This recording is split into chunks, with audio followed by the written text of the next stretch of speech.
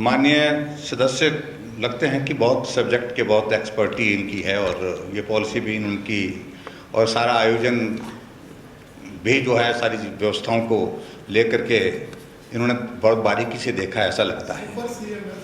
और मैं इतना ज़रूर कहना चाह रहा हूँ कि पॉलिसी सरकार बनाती है। हमारी गवर्नमेंट ने जो पॉलिसी बनाई उसमें हमसे पूर्व की गवर्नमेंट ने जो पॉलिसी बनाई, उस वक्त भी कांग्रेस की गवर्नमेंट थी, उस वक्त भी उस सारी चीज़ को लेकर बहुत सारा लंबा प्रश्न हो जाएगा। लेकिन जो ये कह रहे हैं कि 600 करोड़ रुपए का इंक्रीज रेवेन्यू का हुआ, ये सच्चाई नहीं है। हमारी गवर्नमेंट में लास्ट ईयर में 23% की जो है वो 10% नहीं 23% की इंक्रीज है रेवेन्यू में, आपकी जानकारी के लिए। और जब आपका ये जो आपने जो बीटिंग कराई है उसमें मात्र जो है लगभग 6 और 7% की इंक्रीज है। उससे जो आप कह रहे हैं कितना झूठ बोल रहे हैं। बाहर तो झूठ बोलने में तो शर्म करते ही नहीं, लेकिन विधानसभा के अंदर भी बहुत इस तरह से झूठ बोलते हैं। अध्यक्ष महोदय, ये बहुत दुर्भाग्यपूर्ण है और इस व्यवस्था को जो व्यवस्था परिवर्तन, जो व्यवस्था पतन की ओर ले जा रहे हैं आप लोग, मैं चाह रहा हूं कि मुख्यमंत्री जी आप ही शुरू करें। सच बोलें, सत्य बोलें, ठीक बोलें, तथ्य पर बोलें। जो इस तरह के ये एक्सेजरेट कर रहे हैं आंकड़ों को, ये हकीकत नहीं है, क्योंकि हमने भी बारीकी से सारी चीज़ों को देखा है। मैं हैरान हूँ इस बात को लेकर के कि माननीय सदस्य जो बोल रहे हैं वो तथ्य से कितना दूर जा रहे हैं। ये मामला पुराना मामला चला था और भारतीय जनता पार्टी की सरकार ने टूथ एंड नेल इसके लिए लड़ाई लड़ी। फैसला कब आया? जब आपकी सरकार 13 जनवरी 2023 को फैसला आया। और ये जो कंपनी है ये भी कांग्रेस के ही नेताओं से ताल्लुक रखने वाली कंपनी है। अब हमने संरक्षण नहीं दिया है, हमने लड़ाई लड़ी कोर्ट में। कोर्ट का फैसले के लिए हमने निर्धारित कर सकते कब फैसला कोर्ट देगा ये हम नहीं तय कर सकते, लेकिन हम लड़ते रहे। मेरा उसमें यह कहने का अभिप्राय यह है कि अगर इसका फैसला आ गया था 13 जनवरी 2023 को फैसला आ गया तो आप क्या कर सकते हैं? आप डीबी में गए क्या? इसी तरह का फैसला 280 करोड़ का जो है वो अडानी के पक्ष में आया था, सिंगल बेंच का।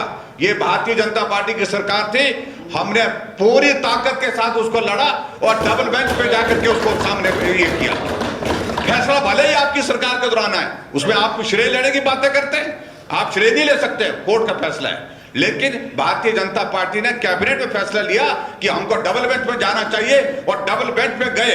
और डबल बेंच में आने के बाद फैसला ये हुआ कि 280 करोड़ रुपए जो है वो सरकार का जो मांग रहे थे, वो कंपनी जो मांग रही थी वो रुक गया। आपने डीबी में आप नहीं गए और उसके बाद जब उस कंपनी की ओर से आपसे आग्रह किया गया कि हम जो है उसमें जो इंटरेस्ट है छोड़ने के लिए तैयार है, आपने उसको भी नेगोशिएट नहीं किया। आपने प्रभावी वकील सीपीएस की कुर्सी बचाने के लिए आपने 10 करोड़ रुपए हिमाचल सरकार के खर्च कर दिए। लेकिन हिमाचल बिकने जा रहा है, उसके लिए आपने उस कंपनी के अगेंस्ट कोई दमदार वकील खड़ा कर वहां तक ठीक है। वकीलों की 90 लोगों की जो फौज है वो तो डफर वकील है। शब्द में को उचित नहीं लगता, मैं वापस लेता हूँ शब्द वहां तक ठीक है। लेकिन ये है कि वो कोर्ट के सामने खड़े होते हैं सिर्फ एक ही बात के लिए कि हमारी हाजिरी लग गई, हमारे खाते में इस पेशी का पैसा आ जाएगा। ये दुर्भाग्यपूर्ण, मैं ये कह रहा हूं, मैं बोल रहा हूं, वहां तक ठीक है। दमदार तरीके से उसको लड़ना चाहिए था, नहीं लड़ा। वहां तक सीपीएस की एक पेशी के लिए आप 3-3 करोड़ रुपए, 2 करोड़ रुपए खर्च रहे हैं। ये आप अपने वक्तव्य में हिमाचल प्रदेश में जहां 150 करोड़ रुपए जो है बचाने की बात थी, वहां आप जो है अपने उन वकीलों को खड़ा कर रहे हैं जो कोई भी केस नहीं जीत रहे थे। ये सच्चाई, ये हकीकत है। इस केस को लेकर के मैंने फैक्ट्स आपके सामने रखे। वहां तक जहां तक एक्साइज का मुख्यमंत्री जी सभाओं में कह रहे हैं अडानी की बात, और उप मुख्यमंत्री जी ने कुछ जगह जिक्र किया है सारी चीज को लेकर।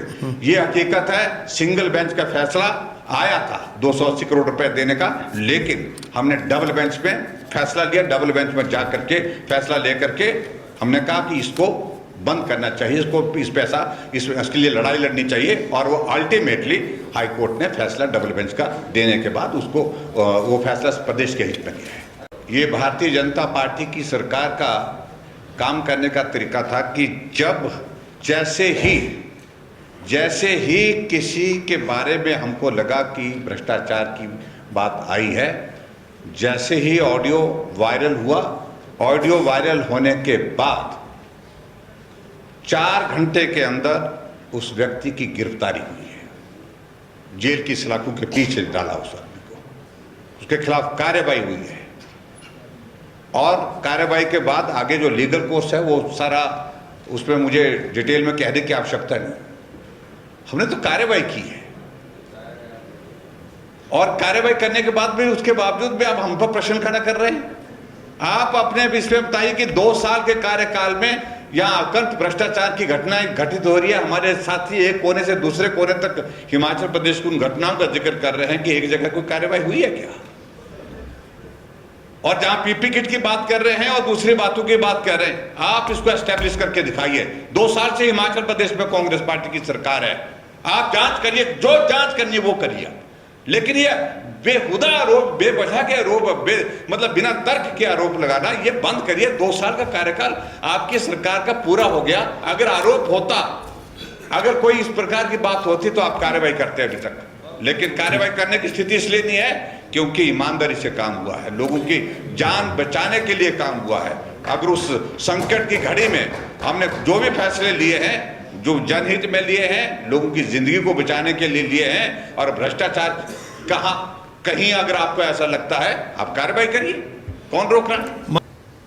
माननीय अध्यक्ष महोदय, ये बहुत गंभीर विषय पर नियम 67 के अंतर्गत चर्चा चल रही है,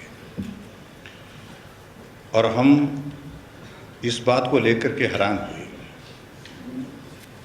कि जब स्थगन प्रस्ताव स्वीकार किया जाता है और स्थगन प्रस्ताव स्वीकार करने के बाद चर्चा उस पर शुरू हो जाती है, कोई दूसरे बिजनेस का ट्रांजैक्शन उसमें नहीं होता है। ये नियम के मुताबिक व्यवस्था, और ऐसा है, देखिए, अगर आपने धज्जियां उड़ानी है यहाँ भी और वहाँ भी, करते रहिए।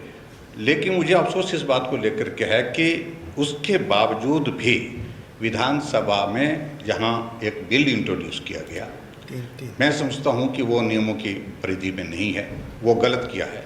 और जब हमारा डिस्कशन कंप्लीट हो जाएगा, नियम 67 के अंतर्गत हमारी चर्चा पूर्ण हो जाएगी, जवाब सरकार ने देना है, उसके बाद जो बिजनेस आपको हम एडमिट करना है, जो चलाना है वो चला सकते हैं। लेकिन कभी भी नियम 67 स्वीकार होने के बाद कोई आज तक हमारा 27 साल का अनुभव इस विधानसभा का है कि कभी भी कोई बिल बीच पे नहीं लाया, कोई बिजनेस बीच पे नहीं लाया। ये मैं आपके ध्यान में लाना चाहता हूँ। और मैं ये चाहूँगा कि जो बिल लाया है, और इसको जो है, इसके बाद जब हमारा ये डिस्कशन कंप्लीट हो जाता है नियम 67 के बाद, उसके बाद जो है उसको जो है वो प्रस्तुत किया जाए, और उसके बाद उस पर चर्चा हो, और उसके बाद उसका पारण करना है तो पारण करने के लिए सत्ता है, सरकार है। धन्यवाद। इसमें एक निवेदन है कि एक तो जब सारा बिजनेस जो है वो सारा स्थगित करके डिस्कशन उस पर आपने अलाउ कर दी, उसके बाद दूसरा उसमें बिजनेस के लिए प्रस्ताव वहां से आए, सत्ता पक्ष की ओर से आए, ये हो ही नहीं सकता है नियम के मुताबिक। और इसमें ये भी प्रावधान नहीं है कि हाउस वोट करने के, जब वोट करके जो है ये किया जाए, वो प्रावधान उसमें है ही नहीं है। 67 की गरिमा बहुत बड़ी गरिमा है, और इसका महत्व और इसकी गंभीरता बहुत ज्यादा है कि कोई बिजनेस बीच में जो हो ही नहीं सकता है, ना बिल हो सकता है, ना कोई प्रश्न हो सकता है, ना किसी बात को लेकर के चर्चा हो सकती है, जब तक के लिए नियम 67 के अंतर्गत चर्चा समाप्त नहीं होती है। इसलिए प्लीज ऑर्डर। इसलिए मेरा निवेदन है कि अभी जो बिल जो है यहाँ पर इंट्रोड्यूस किया गया है, उसको आप वापिस लें, और जब डिस्कशन होगा उसके बाद उसको दोबारा से नए सिरे से री इंट्रोड्यूस करें, और उसके बाद फिर उस पर चर्चा और पारण की प्रक्रिया आगे होगी। फिलहाल नियमों के विरुद्ध है, इसलिए हम आपसे निवेदन करते हैं कि इसको विड्रॉ करना चाहिए जो आपने यहाँ पे इंट्रोड्यूस किया। मेरा निवेदन है इस बात को।